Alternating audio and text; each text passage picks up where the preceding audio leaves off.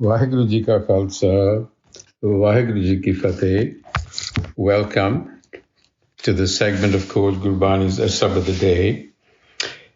We recite stanza 3 from a-sabad-a-day Chant Kartija, composition of the third Nanak, Guru Amar Das, on page 440, and the recitation of stanza 3.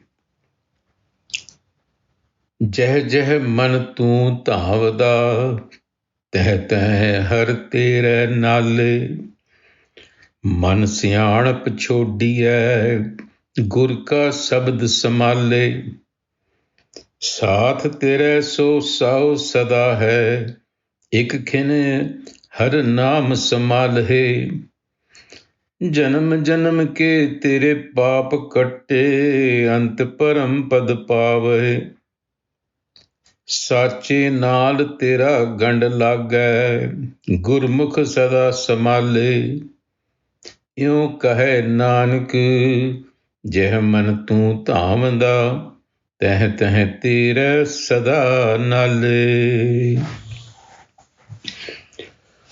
जह जह मन तू धावदा, my mind, wherever you turn to, teh teh har tere naale, the self is with you. In other words, the self is always present in our experience.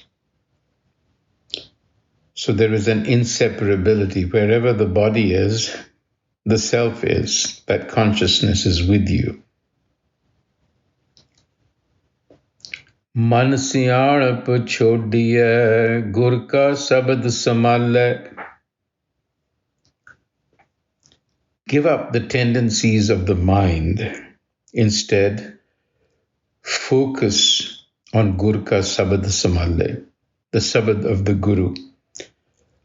The tendency of the mind is to fracture the world, to see it as distinct from oneself.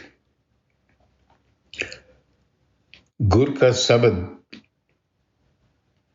presumes oneness.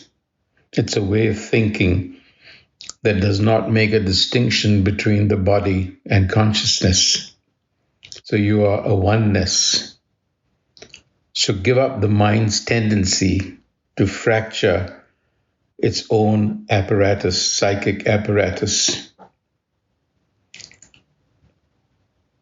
And the Guru emphasizes again, Saath tere so saho sada hai.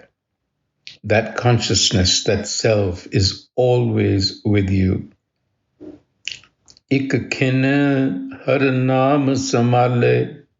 And you can recognize this, experience this in an instant, if only you were to turn your attention, focused attention, attentive listening to the self within, to grasp that. Absorbed attention. And what does that do? Janam janam ke tere paap katte. Janam janam ke. Chronic misapprehension of reality. That will come to an end because you're perceiving reality as something happening out there, something happening outside the boundaries of your body and consciousness. That is the paap, that is the error of one's thinking. And the janama janama ke, chronic, constant, forever. Through evolution, that's how humans have come to think. That is the fate of the human mind. But that, through Gur ka sabad, you overcome that chronic way of looking at things. Ant param pad pavahe, and you return to your primal state, free from this corruption of the mind. Sache naal tera gand lagay. You connect with that which is perpetual, forever.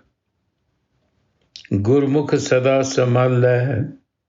Gurmukh, by turning your mind to Gur Ka Sabad again, to this mediating agency of knowledge, wisdom, returning to that source.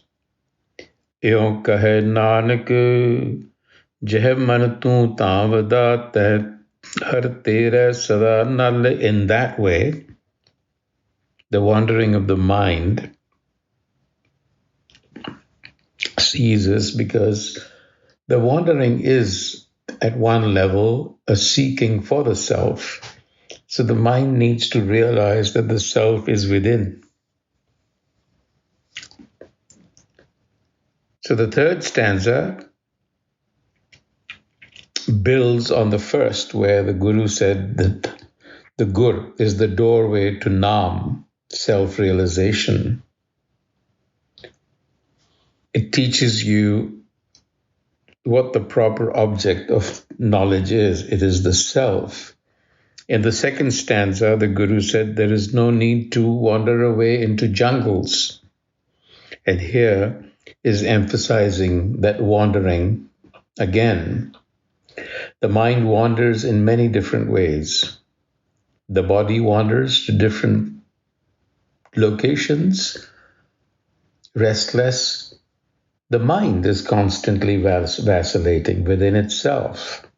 So this wandering takes on many forms. And it is to the Gur Ka Sabad, that wisdom which is innate to us, that we have to turn to, that we have to touch, make a connection with.